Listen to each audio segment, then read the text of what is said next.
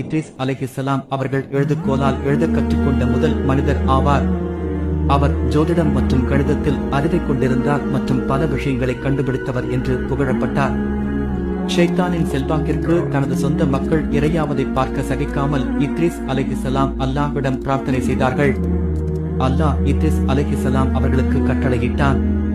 காபில் மக்களின் ஊழல்வாதிகளுக்கு எதிராக புனித போருக்கு அழைப்பு விடுக்குமாறு நபி இத்ரீஸ் அலைஹிஸ்ஸலாம் அவர்களுக்கு அறிவுறுத்தினார். இஸ்லாத்தின் வரலாற்றில் ஊழலுக்கு எதிராக புனித போர் செய்த முதல் நபி மற்றும் தூதர் இத்ரீஸ் அலைஹிஸ்ஸலாம் ஆவார்கள். அல்லாஹ்வின் கட்டளைப்படி இத்ரீஸ் அலைஹிஸ்ஸலாம் மனிதர்களின் படையை ஒன்று திரட்டி அல்லாஹ்வின் பெயரால் அக்கிரமக்காரர்களுக்கு எதிராக போரிட்டார்கள். அப்போரில் அல்லாஹ் இத்ரீஸ் அலைஹிஸ்ஸலாம் அவர்களுக்கு வெற்றியை கொடுத்தான். இத்ரீஸ் அலைஹிஸ்ஸலாம் அவர்களுக்கு அல்லாஹ் வெகுமதி கொடுத்தான். ஒவ்வொரு மனிதனும் தனது இறுதி மூச்சு வரை செய்யும் அனைத்து நற்செயல்களின் பலனையும் அவர் பெறுவார்.